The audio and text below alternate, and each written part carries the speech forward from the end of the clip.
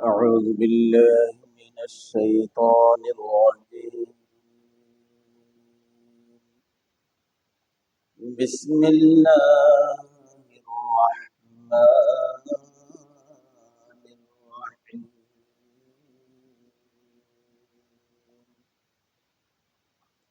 إذا وقعت الواقعة ليس لوقعتها كاذبة خافضة رافعة إذا رجت الأرض رجا وبست الجبال بسا فكانت هباء منبثا صدق الله العظيم. আল্লাহ পাকের বহুত বড় মেহেরবানি, তিনি আপনি আমাকে ঈশার নামাজ জামাতে আদায়ে করে আরেকটু সময় পৃথিবীর সর্বশ্রেষ্ঠ স্থান আল্লাহর গড়ে বসার থাকার তৌফিক দান করেছেন। কালিমাতুশ শুকর আদায় করি, বলি আলহামদুলিল্লাহ। কুরআনুল কারীমের মর্যাদা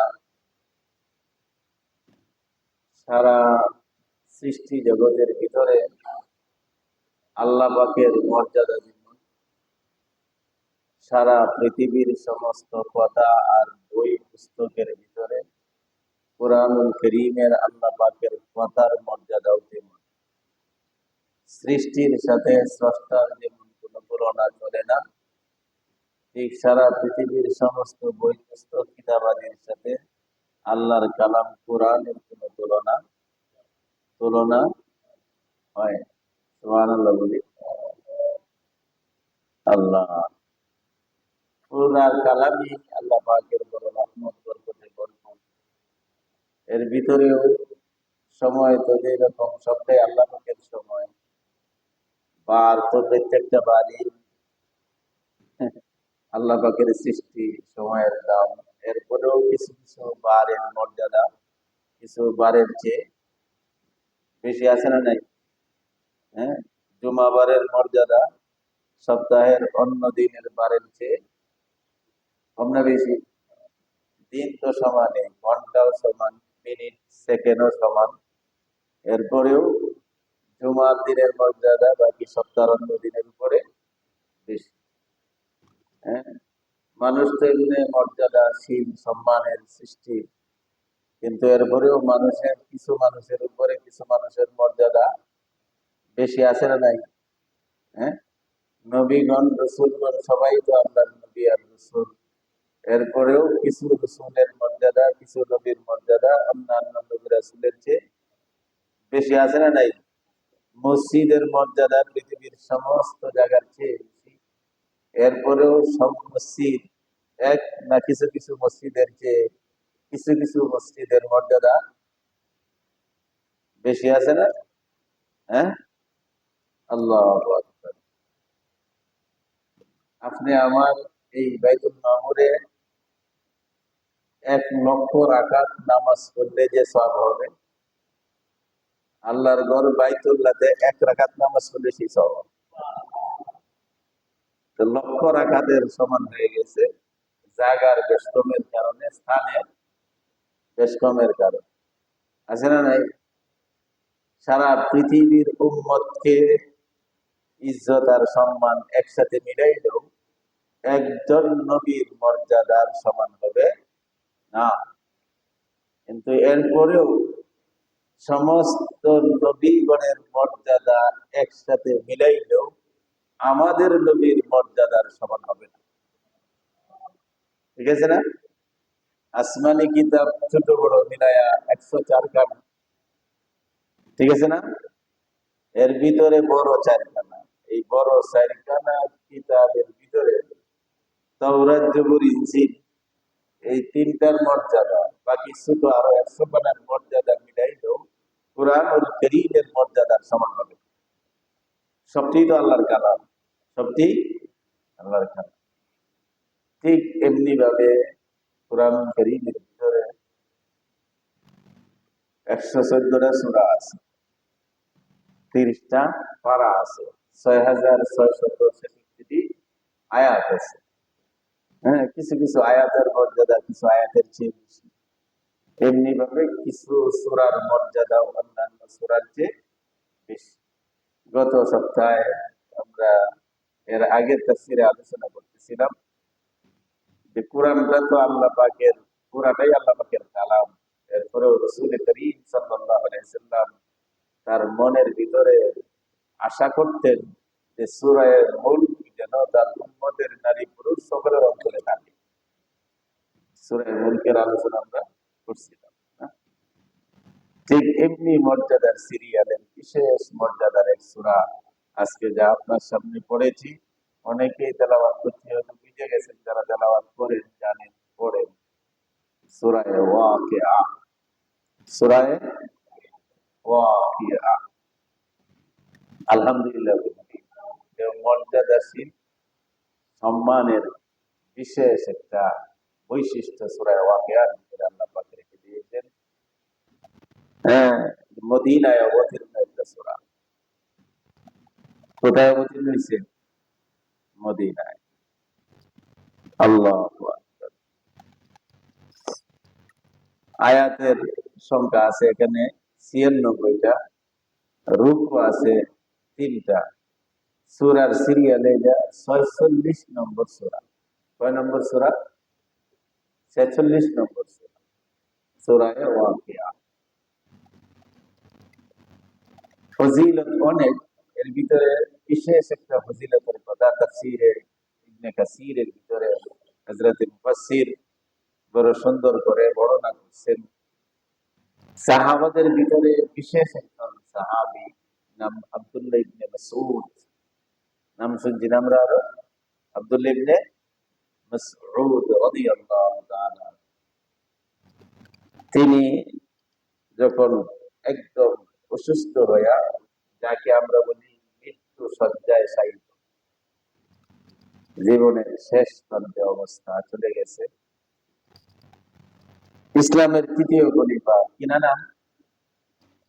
ইসলামের তৃতীয় খলিফা, এই আলহামদুলিল্লাহ, মাশাআল্লাহ। ইসলামের তৃতীয় খলিফা খুলাফায়ে রাশেদার ভিতরে 4 জন, সিরিয়ালে তৃতীয় নম্বর ছিলেন হযরতে উসমান গনি রাদিয়াল্লাহু তাআলা আনহু। উসমান গনি রাদিয়াল্লাহু তাআলা আনহু, ওই কিনা নাম বলছি এর আগে? আব্দুল্লাহ ইবনে মাসউদ। নামটি মনে রাখবে, সাহাবাদের নাম, বড় বরকতের নাম। যেহেতু একদম অবস্থা শেষের দিকে, হ্যাঁ, খবর পায়া হযরত উসমান গনি রাদিয়াল্লাহু তাআলা আনহু তাকে দেখতে গেলেন। জিজ্ঞাসা করলেন, আপনার অসুখটা এখন কেমন? আমরা গেলে রুগীরে এই কথাই দিয়ে, আপনি এখন কেমন আছেন, আপনার অসুখটার অবস্থা কেমন? হ্যাঁ, ঠিক এই ধারাবাহিকতায় হযরতে উসমান গনি রাদিয়াল্লাহু তাআলা আনহু আব্দুল্লাহ ইবনে মাসউদকে মৃত্যু শয্যায় শায়িত শুয়ে আছেন, জিজ্ঞেস করলেন, আপনার অসুখটা কেমন? উনি উত্তর দিলেন যে আমার অসুখটা হলো আমার গুনাহ, পাপ। আস্তাগফিরুল্লাহ। হ্যাঁ, সুবহানাল্লাহ বলতে পারি। যে সাহাবায়ে কেরামকে আল্লাহ পাক সার্টিফিকেট দিয়েছেন দুনিয়াতেই, রাদিয়াল্লাহু তাআলা আনহুম, আল্লাহ পাক তাদের সকল প্রত্যেকজন সাহাবীর উপরে রাজি হয়ে গেছে, যাদের প্রতি আল্লাহ পাক সন্তুষ্টির ঘোষণা করছেন। অসংখ্য সাহাবারা দুনিয়ায় থাকতেই জান্নাতের সুসংবাদ পাইছে। যদিও আমরা বলি 10 জন সাহাবা জান্নাতের সুসংবাদ, এরা হলো বিশিষ্ট 10 জন সাহাবীর নাম এখানে আছে, যাদেরকে আশারায়ে মুবাশশারা, আশারায়ে মুবাশশারা, বেহেশতের সুসংবাদ প্রাপ্ত বিশেষ 10 জন সাহাবী। এই 10 জন ছাড়াও অনেক সাহাবাদেরকে, হ্যাঁ, জান্নাতি বলে দুনিয়ায় থাকতে আল্লাহ রাসূল জানায় দিয়েছেন। হ্যাঁ, দুনিয়ায় থাকতেই তাদেরকে যারা আছে আল্লাহ, কেননা এই 10 জনেই শুধু জান্নাতের সুসংবাদ প্রাপ্ত না, বরং হযরত খাদিজাতুল কুবরা রাদিয়াল্লাহু তাআলা আনহা, রাসূলের প্রথম স্ত্রী, কি নাম? খাদিজা। উনি নামাজও পায় নাই, রোজাও পায় নাই, যাকাত হজ কিছুই পায় নাই। কারণ ওনার জন্ম মৃত্যু সম্পর্কায়, আর ওনার এন্তেকাল হয়েছে 10ম হিজরিতে, নামাজ ফরজ হয়েছে 12তম হিজরিতে, 12তম নবুয়তের 12তম বছরে, নবুয়তের 12তম বছর, আর নবুয়তের 10ম বছরে খাদিজা রাদিয়াল্লাহু তাআলা আনহা দুনিয়া থেকে চলে গেছেন। হিজরত রাসূল করছেন মদিনায় 10 বছর নবুয়তের বাকি থাকতে, বাকি 53 বছর তো তিনি এখানেই কাটাইছেন। নবুয়তের এই 12তম বছরে রাসূল মেরাজ করছেন, নামাজ ফরজ হয়েছে মেরাজের রাত্রে, কোথায়? আকাশে। এর আগেই তো খাদিজা রাদিয়াল্লাহু তাআলা দুনিয়া থেকে চলে গেছে। হজ, যাকাত, রোজা এগুলি আরো পরের ব্যাপার, মদিনার জিন্দেগির ব্যাপার। হযরত খাদিজা কোনো কিছুই ইসলামের বিধানাবলী পায় নাই, এরপরেও রাসূল করিম সাল্লাল্লাহু আলাইহি সাল্লামের কাছে জিবরাইল আসলেন, আয়েশা বললেন, ইয়া রাসূলুল্লাহ, ইয়া হাবিবাল্লাহ, আল্লাহর পক্ষ থেকে আমার দ্বারা আপনার বিবি খাদিজাকে সালাম জানানো হয়েছে। কে সালাম দিছে? কে সালাম দিছে? আল্লাহ রাব্বুল আলামিন তাকে সালাম জানায়, আল্লাহ, এবং জান্নাতের সুসংবাদ দিয়েছে। সুবহানাল্লাহ, জান্নাতের সুসংবাদ। আমি জিবরাইলের পক্ষ থেকেও আপনার বিবি খাদিজাকে সালাম দিলাম। আল্লাহ, খাদিজার নাম ওই আশারায়ে মুবাশশারা 10 জন যে বেহেশতের সুসংবাদ প্রাপ্ত সাহাবী, তাদের সিরিয়ালে নাই, কিন্তু তিনি দুনিয়ায় থাকতেই জান্নাতের সুসংবাদ পেয়ে গেছেন। বিলাল রাদিয়াল্লাহু তাআলা জান্নাতের সুসংবাদ পাইছেন। সুবহানাল্লাহ। এই আশারায়ে মুবাশশারার ভিতরে বিলালের নামও নাই। যারা দুনিয়ায় থাকতেই জান্নাতের সুসংবাদ পাইলেন, সেই রকম এক সাহাবী হযরত আব্দুল্লাহ ইবনে মাসউদ রাদিয়াল্লাহু তাআলা আনহু শয্যাশায়ী, জিজ্ঞাসা, আপনার অসুখটা কেমন? উনি বলতেছেন, আমার কোনো অসুখ নাই, আমার গুনার কারণে আমি অসুস্থ হয়ে গেছি, গুনাটাই আমার রোগ। সুবহানাল্লাহ। অর্থাৎ তারা নিশ্চিত না যে জীবনে না জানি কোন দিক দিয়ে কোন ভুল আমল নামায় আটকে থাকবো, এইটার কারণেই হয়তো আল্লাহ পাকের কাছে ধরা খায়। গুনার প্রতি এত ভয়, হ্যাঁ, এই কারণেই তিনি বললেন যে আমার অসুস্থ হলো আমার গুনাহ। আল্লাহ। হযরত উসমান গনি রাদিয়াল্লাহু তাআলা জিজ্ঞাসা করেন, আপনার মনের বাসনা কি? আপনার মনে কি চায়? আমরা জিজ্ঞাই না, হ্যাঁ, মুরব্বীরা অসুস্থ হয়ে গেলে আঙ্কেল, মনটা কি কিছু খাইতে চায়, বা আপনার মনের কি আশা বলেন, বলি না আমরা? হযরত উসমান গনি রাদিয়াল্লাহু তাআলা জিজ্ঞাইলেন, আপনার মনের আশা কি? উনি বললেন, আমার মনের আশা হলো আমার প্রভুর দয়া, আমার প্রভুর দয়া আমি আশা করতেছি। প্রভু যদি ক্ষতি করে, দয়া। আল্লাহ, আল্লাহ যদি আমাকে ক্ষতি করে, দয়া। আল্লাহ, আল্লাহ, আল্লাহ। হযরত উসমান গনি রাদিয়াল্লাহু তাআলা আনহু থেকে পানি, সাহাবীর থেকেও পানি, যে কোনো আশা নাই, বাসনা মনের একটাই, আল্লাহ পাকের রহমত, রাহমাত রাব্বি, আমি আল্লাহর রহমতের বাসনা করি, আল্লাহর রহমতের আশা করি। আল্লাহ। হযরত উসমান গনি বললেন, আমি কি আপনার জন্য একজন চিকিৎসক আনবো, একজন ডাক্তার আনবো আপনাকে একটু দেখার জন্য? হযরত আব্দুল্লাহ ইবনে মাসউদ উত্তর দিলেন, হে উসমান, আমার চিকিৎসকই তো আমাকে রোগাক্রান্ত করে, আমার যে আসলে চিকিৎসক যিনি, তিনি আমার রোগী বানাইছেন। কাকে বুঝাইছে? আল্লাহকে বুঝাইছে।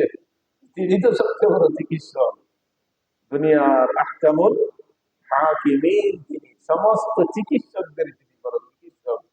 তিনি এই যে রোগী বানাইছেন, আমার চিকিৎসকের আর দরকার নাই, সমস্ত ডাক্তারদের ডাক্তার যিনি, সেই মহান রব্বুল আলামিনের দ্বারাই তো আমার অসুখটা তো তার হুকুমেই হয়েছে, তার পক্ষ থেকেই আসছে, চিকিৎসকের দরকার নেই।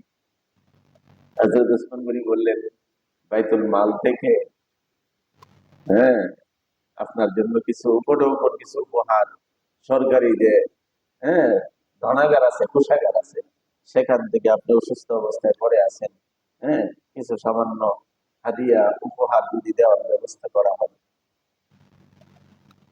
হযরতে আব্দুল্লাহ ইবনে মাসউদ বললেন, না হাজাতা ফিহা লি, ওসমান, এই সম্পদের জন্য আমার কোনো প্রয়োজন নেই, সম্পদ আমার দরকার নেই। ওসমান আবার বললেন, আপনি যদি চলেও যান, মারাও যান, আপনার কন্যা সন্তানরা আছে, আপনার কন্যা সন্তানরা আছে, তারা তো একবার একটু উপকৃত হবে, তাদের প্রয়োজন পূরণ করতে পারবে।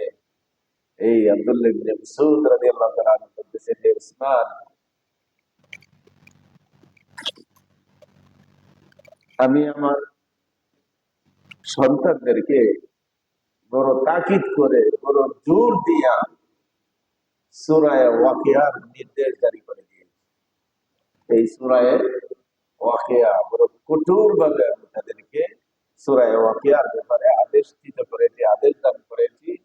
আমার সন্তানরা বলেও কোনোদিন রাত্রে সূরা ওয়াকিয়া পড়তে ভুল করে না। তাহলে এর দ্বারা লাভ, বলে এর দ্বারা লাভ হলো, قال رسول الله صلى الله عليه وسلم, আল্লাহ রাসূলকে বলতে শুনেছি, মান ক্বারাআ সূরাতাল ওয়াকিয়াতি কুল্লা লাইলাতিন, আমার উম্মতের ভিতরে যেই নারী, যেই পুরুষ প্রত্যেক রাত্রে সূরা ওয়াকিয়া তেলাওয়াত করবে, লাম তুসিবহু ফাকাতুন আবাদা, কোনদিন কোন কালে তাকে ক্ষুধার্তয় আক্রমণ করতে পারবে, তাদেরকে ফকর পাকা, অভাব অনটন, রিজিকের কষ্ট কোনদিন তারা করবে না। যার কারণে আমি আমার সন্তানদেরকে বড় কঠোর ভাবে আদেশ জারি দিয়ে করে রেখেছি, তোমরা কোনদিন রাত্রের বেলায় সূরা ওয়াকিয়া পাঠ করতে ভুল করবে না, তারা ভুল করে না। অতএব আমার সন্তানদের ব্যাপারে আমি নিশ্চিত আছি, এরা খাদ্যের কারণে, রিজিকের কারণে কোনদিন কষ্ট করবে না। তার ভিতরে এই সূরা ওয়াকিয়ার আমল কি আছে, জারি আছে। আল্লাহ গত সপ্তাহে, গত তারিখে আমরা বলতেছিলাম, সূরা মুলক যদি কেউ পড়ে, কবরের আযাব থেকে সাদরের আকৃতি নিয়ে সূরা মুলকটাকে ঢেকে রাখবে, পরকালের পুরস্কার সূরা ওয়াকিয়ার আমল যে পরিবারের ভিতরে আছে, সেই পরিবারকে আল্লাহ পাক কোনদিন রিজিকের দ্বারা কষ্ট দিবে না। আমরা নিয়ত করতে পারি না? ইনশাআল্লাহ নিয়ত করতে পারি তো? যারা কোরআনে কারীমের তেলাওয়াত করি, এই সূরা মুলক, সূরা ওয়াকিয়া পাঠ করতে ভুল না। আয়াতের সংখ্যা তো শুনলেন, ছোট্ট সূরা, সূরা ওয়াকিয়া, সূরা মুলক আরো ছোট। আল্লাহু আকবার। ইদা ওয়াকাতিল ওয়াকিয়া, ওয়াকিয়া শব্দের কিয়ামতের আরেকটা নাম। কিয়ামত যেমন একটা নাম, কিয়ামতের আরেকটা নাম হলো ওয়াকিয়া। যখন কিয়ামত সংঘটিত হবে, হবে কি হবে না? কিছু কিছু সন্দেহ আছে কিয়ামত হওয়ার ব্যাপারে, সন্দেহ আছে কিছু? অবশ্যই হবে। আল্লাহ পাক নিজে বলতেছেন, যে সময় কিয়ামত কি হবে, সংগঠিত হবে, যেদিন কিয়ামত সংগঠিত হবে, লাইসা লিওয়াকাতিহা কাযিবা, আল্লাহ পাক নিজেই বলতেছেন, আমার বান্দারা, কিয়ামত সংগঠিত হওয়ার ব্যাপারে কোন রকমের সন্দেহ নেই। কে বলতেছে? যদি কোন রকমের মনের দিলের কিনারায় একটু সন্দেহ তাহাইরে বাদ দাও, অন্তর থেকে দূর করে দাও। আমি আল্লাহ পাক বলতেছি, যেদিন কিয়ামত সংগঠিত হবে, আর এই কিয়ামত সংগঠিত হওয়ার ব্যাপারে সামান্যতম সন্দেহ হ্যাঁ, সুযোগ নেই। খাফিদাতুন খাফিদাতুন রাফিয়া। সেই দিন, কিয়ামতের দিন, আল্লাহ কিছু মানুষ উচ্চ মর্যাদার অধিকারী হবে, আর কিছু মানুষ বড় অপদস্থের সম্মুখীন হবে। হবে কি হবে না? হ্যাঁ, কিছু হবে উঁচু, রাফিয়া, উচ্চ মর্যাদাশীল, উচ্চ সম্মানের অধিকারী, আর কেউ হবে হ্যাঁ অপদস্থ। হ্যাঁ, খাফিদাতুন নিসা, রাফিয়াতুন উসা, উচ্চ মর্যাদা সম্পন্ন আর নিম্ন মর্যাদা সম্পন্ন। আল্লাহ আকবার। কারণ কিয়ামতটা একটা বিপ্লব। কিয়ামতটা কি? একটা বিপ্লব, বিরাট এক পরিবর্তন। বিপ্লব মানে কি? বিশাল পরিবর্তন। পৃথিবীতেই যদি কোনো বিপ্লব হয়, পৃথিবীতেই যদি কোন রকমের বিপ্লব সংঘটিত হয়, তাহলে কিছু পরিবর্তন হয় কি হয় না? হ্যাঁ, অনেক উচ্চ মান মর্যাদার অধিকারীরা জায়গা নিম্নমানের, হ্যাঁ অপদস্থের শ্রেণীতে, আর যাদের কোনো দাম ছিল না, মর্যাদা ছিল না, এরা কি হয়ে যায়? মর্যাদার অধিকারী হয়ে যায়। যারা রাস্তায় বন্দুকের গুলির সামনে ছিল, এদেরকে আল্লাহ পাক ক্ষমতার চেয়ারে বসায়, ঠিক আছে না? আর যারা চেয়ারের মালিক ছিল, এরা পালানোর কোন রাস্তা খুঁজে পায় না। আছে না নাই? এটি দুনিয়ার বিপ্লবের দ্বারাই, দুনিয়ার পরিবর্তনের দ্বারাই যদি এই ঘটনা ঘটে, হ্যাঁ, আল্লাহ পাক বলতেছেন যেহেতু এটা একটা মহা বিপ্লব, কিয়ামত বিশাল পরিবর্তন। এই পরিবর্তনের দ্বারা কিছু মানুষ উচ্চ মান মর্যাদা সম্পন্ন হবে, আর কিছু মানুষ কি হয়ে যাবে? অপদস্থ, নিম্ন মর্যাদার। যারা এই দুনিয়াতে আল্লাহর হুকুমকে মানে নাই, দুনিয়ার দৃষ্টিতে অনেক নাম দাম বাহাদুরি ছিল, এরা যায় বুঝা একদম অপদস্থের শ্রেণীতে। আর যারা আল্লাহ পাকের দ্বীনকে মাইনে চলছে, আল্লাহ রাসূলকে অনুসরণ করছে, তারা সমাজের যত নিম্নে তাদের স্থান হোক না কেন, আল্লাহ পাক তাদের মর্যাদা বাড়ায় জান্নাতি বানায়। কিসের দ্বারা হবে? কিয়ামতের বিচারের দ্বারাই, আসরের দিনের বিচারের দ্বারাই হবে নাকি? খাফিদাতুন রাফিয়া। হ্যাঁ, হ্যাঁ, নিম্নমান সম্মান কিছু মান হবে, কিছু মানুষ নিম্ন মর্যাদা সম্পন্ন, আর কিছু মানুষ হবে উচ্চ মর্যাদা সম্পন্ন। কোন অবস্থাটা কি হবে? ইদা রুজ্জাতিল আরদু রাজ্জা, সেই কিয়ামতের দিন পৃথিবীটা বিশাল আকারে প্রকম্পিত হবে, প্রবল ভাবে প্রকম্পিত হবে পৃথিবী। ভূমিকম্প হয় না? এই দেয়ার সেই দিন একরকম হবে না। আল্লাহু আকবার। এই সামান্য লড়ার দ্বারাই তো ভিতরে জান শুকায় যায় না, কথা ঠিক না? বিল্ডিং সাইডে সাইডে আইসা বলি কোথায় কই আসি, ঘটনা ঘটছে না? হ্যাঁ, বিল্ডিং সাইডে কই গেছে? রাস্তায়। হ্যাঁ রে, এত না ফাউন্ডেশন দিলা, 90 ফিট, 120 ফিট, 130 ফিট ফাউন্ডেশন দিয়ে বিল্ডিং টান দিছ, রাস্তায় আসো কেন? মাত্র কত স্কেলে মিটারে লাগা দেয়, এর ভিতরে কলি যায় কি থাকে না, পানি থাকে না। আল্লাহু আকবার, আল্লাহু আকবার। পৃথিবী প্রবল ভাবে প্রকম্পিত হবে। যে প্রকম্পিত হওয়ার কারণে আল্লাহ পাক বলতেছেন, তোমার ভিতর ওয়া বুসাতিল জিবালু বাসসা,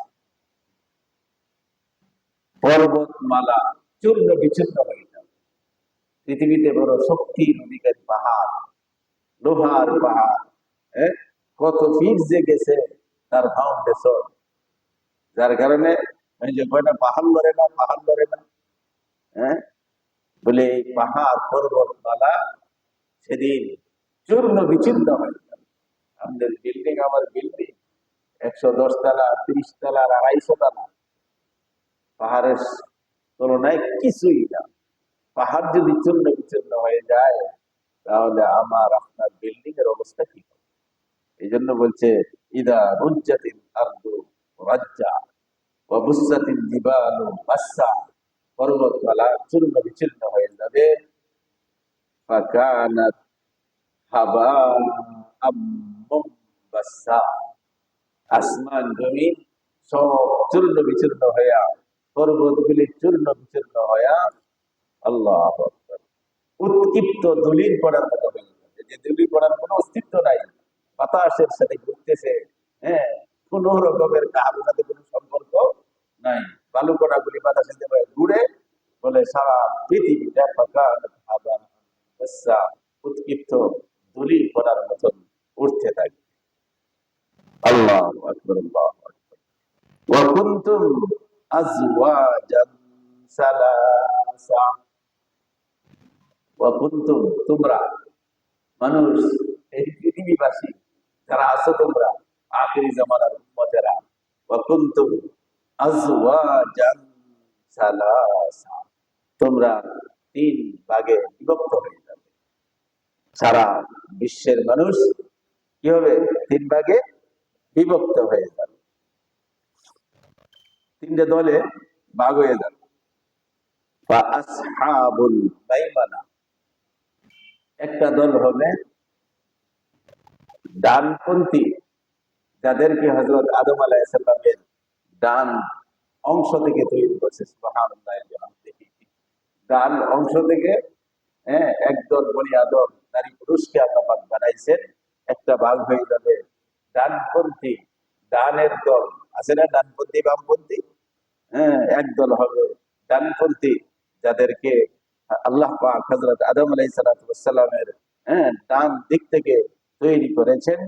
বলা হয় তাদের আমল নামাও আসবে ডান হাতে, এবং ডান হাতে আমল নামা পাওয়াই হলো তারা জান্নাতি। তারা কি জান্নাতি? কয় দলের? 3 দলের এক দল ডানপন্থী, তারা আমল নামা কোন হাতে পাবে? ডান হাতে পাবে। আল্লাহ পাক বলেন মা আসহাবুল মাইমানা, সেই ডানপন্থী মানুষগুলা কতটা সৌভাগ্যশী, তাদের ভাগ্যটা কত ভালো, তাদের কপালটা কত সুন্দর, তারা নসিবটা কত সুন্দর। হ্যাঁ, যারা ডানপন্থী হবে আমল নামা ডান হাতে পাবে, জান্নাতে চলে যাবে। আল্লাহু আকবার। আরেকটা দল ওয়া আসহাবুল মাশআম, বামপন্থী, বাম দল, যারা হযরত আদম আলাইহিস সালামের বাম পাজর থেকে তৈরি করা, বাম দিক থেকে তৈরি করা। আল্লাহ পাক নিজে বলতেছেন মা আসহাবুল মাশআমা, এই বামপন্থীরা কতই না হতভাগা, কতই না দুর্ভাগা। কেন? বাম হাতে আমল নামা আসা মানে তারা হবে জাহান্নামী, তারা হবে কি? জাহান্নামী। ওয়াস-সাবিকুন আস-সাবিকুন, আরেকটা দল হবে অগ্রগতি, আরেকটা দল হবে কি? অগ্রগতি, হ্যাঁ, যারা কল্যাণের দিকে, নেক আমলের দিকে তারা সর্বদাই, হ্যাঁ, অগ্রগামী থাকবে। তাদের কাছে হকের দাওয়াত আসলেই, এই অগ্রমাইল কারা? আল্লাহ রাসূল বলছেন যাদের কাছে হকের দাওয়াত দিলে, আল্লাহ পাকের দ্বীনের দাওয়াত দিলে যারা কবুল করে, সুবহানাল্লাহ, যারা আল্লাহ পাকের দ্বীনকে কি করছেন? কবুল করছেন, এরাই হবে অগ্রগতি, অগ্রগামী দল। আল্লাহু আকবার। السابقون السابقون أولئك المقربون, এরা হবে আল্লাহ পাকের কাছে বড় নৈকট্য অর্জনকারী, আল্লাহর সন্তুষ্টির মানুষ, তারা হবে অগ্রগামী, অগ্রগতি। এরা, রাসূল করিম সাল্লাল্লাহু আলাইহি ওয়াসাল্লাম বলেন, তাদের কাছে দ্বীনের দাওয়াত আসছে, তারা কবুল করছে। মানুষের কোনো পাওনাদার যখন তার কাছে পাইছে, তার পাওনাদারকে সাথে সাথে তার সন্তুষ্টির সাথে ফিরে দিচ্ছেন, রিটার্ন করছেন, ফিরাইয়া দিচ্ছেন, এবং নিজের জন্য যা পছন্দ করে এটা তার অপর ভাইয়ের জন্য পছন্দ। তারাই কি অগ্রগতি, অগ্রগামী। উলাইকাল মুকাররাবুন, তারাই হবে আল্লাহ পাকের নৈকট্য অর্জনকারী বান্দারা। ফি জান্নাতিন নাঈম, তারা থাকবে আহ নিয়ামত পরিপূর্ণ, অনুগ্রহ রাজি, দয়ার দ্বারা পরিপূর্ণ সেই উদ্যানে, বাগানে। কোথায় এটা? কেউ বলছে নাঈম একটা জান্নাতের নাম, জান্নাতুল নাঈম, যেটা নিয়ামতের দ্বারা, আল্লাহ পাকের দয়ার দ্বারা ভরপুর পরিপূর্ণ থাকবে। সুবহানাল্লাহ, সুবহানাল্লাহ। আল্লাহ পাকের দয়া, আল্লাহ পাকের অনুগ্রহ কোনো শেষ নাই। সেই অনুগ্রহের উদ্যানে তারা বড় আনন্দের সাথে কি থাকবে? হ্যাঁ, বিচরণ করবে, সেখানে তারা বসবাস করবে। এই বসবাসকারী উদ্যানের যাওয়ানেওয়ালারা যারা, এরা সিমটম বইলে দিছে, হ্যাঁ, যে তারা কাছে যখন হকের দাওয়াত আসে তারা কবুল করে এবং মানুষের কোনো হক নষ্ট করে না, এবং নিজে যেটা ভালো লাগে আরেক ভাইয়ের জন্য সেটা কি করে? পছন্দ করে। অর্থাৎ আরেক ভাইয়ের জন্য নিজের হকটারে সর্বদা দাবায় রাখে, আরেক ভাইয়ের হকটারে কি দেয়? প্রাধান্য দেয়। হ্যাঁ, আছি না? যে আমরা শুধু বাঁচি, নিজে বাঁচি, আমার ভাই কি হইলো না হইলো খবর রাখার প্রয়োজন নাই বলে তারা এরকম অগ্রগতি দলের অন্তর্ভুক্ত হইতে পারবে না। অগ্রগতি দলের হওয়ার জন্য ঠিক তুমি যেরকম তোমার জন্য দুনিয়ার সুখ শান্তি, আখিরাতের কল্যাণের চিন্তা করো, ঠিক তোমার আরেকটা ভাইয়ের জন্য, তোমার অপর বোনের জন্য, তোমার পরিবারের জন্য, তোমার প্রতিবেশীদের জন্য এরকম কল্যাণের চিন্তা যেন তোমার ভিতরে আসে, তাহলেই তোমরা হবে সেই নিয়ামতে পরিপূর্ণ, আল্লাহ দয়া দ্বারা পরিপূর্ণ জান্নাতের অধিকারী। চেষ্টা করবো তো ইনশাল্লাহ আমরা। হ্যাঁ, আল্লাহ পাক আমাদেরকে ওই জান্নাত পাওয়ার মতো আমল করার তৌফিক দান। এর জন্য দুনিয়া আখেরাতের আমরা পরকালের কথা শুনলেই মনে করি এইগুলি শুধু বাকি বার্তার কথা। এই জন্য যদি নগদ কিছু দেখতে চান, পাইতে চান, আজকের যে চূড়া আমরা করছি, নিজেরাও আমল করা শুরু করি, শরীর ফ্যামিলির ভিতরে, পরিবারের ভিতরে এমন ভাবে তার গুরুত্ব দেই যেন কোনো একজন নারী, কোনো একজন পুরুষ, কোনো একজন যুবক, কোনো একজন যুবতী কোনোদিন সূরা ওয়াকিয়ার তেলাওয়াত বলেও সাইরিয়া না দেয়, বাদ না দেয়। চেষ্টা করবো ইনশাআল্লাহ। আর এখানে বসলে পরে এই যে আমরা ফজিলতের কথাগুলি শুনি, এদের একটা আবেগ, আগ্রহ ভিতরে রাইখা, হ্যাঁ, বিশেষ অসুস্থ না হইলে আমরা এই সোমবার দিনের তাফসীরকে বন্ধ করি না। গত সোমবারে আমার আম্মা অসুস্থ, দেখতে গেছিলাম, রওনা দিছিলাম, নিয়ত ছিল যে এশার নামাজ পড়বো, কিন্তু রাস্তাঘাটের যে অবস্থা, আমি যথাসময়ে যদি গাড়ি ঠিক মতো চলতো আইসা করতে পারতাম, কিন্তু দেখা গেছে রামপুরা বাজারে নামার সাথে সাথে জমাতের সময় কি হয়ে গেছে, শেষ হয়ে গেছে। গান ছিল, জন ছিল। অন্যথায় আমরা এই সোমবার দিনের আমলটা আমরা মিস করি না, আমরা মিস করব না, মিস করব। মনে থাকবো না ইনশাল্লাহ? হ্যাঁ, হ্যাঁ, মনে থাকবো ইনশাল্লাহ। মনে রাখি, আর মনে তারা সহজ একটা ইসলামী তরতিব হলো, আমি সুযোগ সুবিধা পাইলেই, হ্যাঁ, আমার ভাইদেরকে বলবো যে ভাই সোমবার দিন তো বাইতুল মামুরে ইশার পরে কি হয়? তাফসীর হয়। এরকম যখন দাওয়াত দিতে থাকবো, নিয়ত করবো যে কমপক্ষে 2-3 জন সাথীরে আমি ইনশাল্লাহ সেখানে হাজির করবো। আমরা নিয়ত করতে পারি না? যে খারাপ নিয়ত না ভালো? হ্যাঁ, যদি এরকম টার্গেট করে আমি মেহনত করতে থাকি, আল্লাহু আকবার, বলা হয় তারা আইসে যদি শরীক হয়ে যায়, যতটুকু সব তাদেরকে আল্লাহ পাক দিবে, ততটুকু পরিমাণ আমাকে এককভাবে আল্লাহ পাক দান করবে। আমাদের তো সবের দরকার আছে না নাই? সবের দরকার আছে।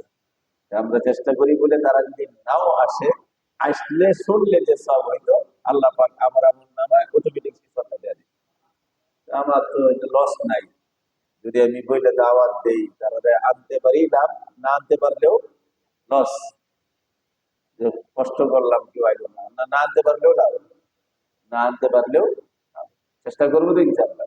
নিয়ত করি আল্লাহ পাক যতদিন হায়াতে রাখে আমাদেরকে যেন কোরআনী আমলের সাথে সম্পৃক্ত থাকার তৌফিক দান করে। আর দুনিয়ার কল্যাণের জন্য আমরা মরবো, আখিরাতে একটা একটা অক্ষর 10টা করে নেক আল্লাহ পাক আপনার আমল নামায় দান করে। পরকালেও সব, দুনিয়াতেও আমার সুবিধা। আল্লাহ আমাদেরকে তৌফিক দান করুন। আল্লাহুম্মা আনতাস সালাম, মিনকাস সালাম। اللهم أنت السلام ومنك السلام تبارك يا ذا الجلال والإكرام اللهم أعني على ذكرك وشكرك وحسن عبادتك রব্বুল আলামিন আপনি আমাদের আলোচনার গুণাবলী মাফ করেন। আয় আল্লাহ আমলের যোগ্য বলে আমল করার তৌফিক দান করেন। আয় আল্লাহ আমরা যারা আপনার কালামের তেলাওয়াত করতে পারি বহু পর্যন্ত সূরা ওয়াকিয়ার আমল আমাদের জন্য আসান করে দেন। আয় আল্লাহ পরিবারের প্রত্যেকটা নরনারীর জন্য আসান করে দেন। ফ্যামিলি মেম্বারদের জন্য কোরআন পড়াটাকে আপনি সহজ করে দেন। আয় আল্লাহ এই তালিম যেন আমরা ঘরের ভিতরে পৌঁছাইতে পারি, ঘরের ভিতরে এই আমল জারি করাইতে পারি। আপনার কাছে সাহায্য চাই, আপনার কাছে তৌফিক চাই, আপনি আমাদেরকে সেই সাহায্য নসিব করেন। অসুস্থ যারা মানুষ সেবা নসিব করে দেন। আয় আল্লাহ এই তিলাওয়াতের দ্বারা রিজিকের অভাব অনটন দূর হয়ে যায়। আয় আল্লাহ আপনি মেহেরবানি করে আমাদের সকলের অভাব অনটন দূর করে দেন। আমাদের রুজি রোজগার টাকা পয়সার ভিতরে বরকত রহমত দান করেন। আমাদের সন্তানদেরকে আমাদের পরিবারকে মাহমুদ খাদ্যের জন্য কষ্ট দিয়েন না, বরং এই সূরার আমলকারী বানায় দেন, এই সূরার আমলকারী বানায় দেন রব্বুল আলামিন। আয় আল্লাহ যে আপনার বড় পছন্দনীয় সাহাবী ছিল হযরত আব্দুল্লাহ ইবনে মাসউদ রাদিয়াল্লাহু তাআলা আনহু, যাদের গুনাহগুলি আপনি মাফ করে দিয়েছেন। আয় আল্লাহ যাদেরকে আপনার কুদরতের হাতের দ্বারা সংরক্ষণ করেছেন, এরা ছিল মাহফুজ, সংরক্ষিত। এরপরেও তারা মৃত্যুর সময় গুনার বয়ে ঝরঝর করে কাঁদতেছিল। বাবু আয় আল্লাহ আমাদের তো গুনার কোনো শেষ নাই, মেহেরবানি করে জিন্দেগীর সকল গুনাহগুলি মাফ করে দেন। আয় আল্লাহ আমাদের আত্মীয় স্বজন অবস্থিত অনবস্থিত সকলকে মাফ করে দেন।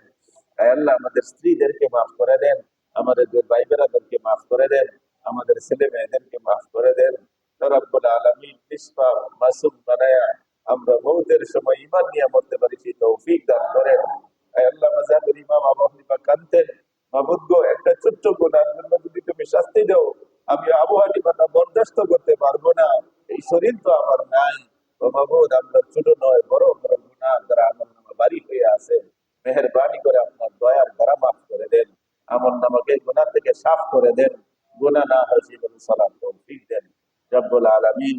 প্রতি সোমবার দিনে বিষয়ের উপরে তাফসীর হয়। আয় আল্লাহ আমরা যেন নিজের আরো বহুগুণ সাথী নিয়ে আমরা আমলে জুড়তে পারি, আরো বেশি বেশি সওয়াব অর্জন করতে পারি, সেই তৌফিক আমাদেরকে দান করেন। আয় আল্লাহ আমরা গুনাহগার, আমরা পাপী, দোয়া কবুলের যোগ্য নই।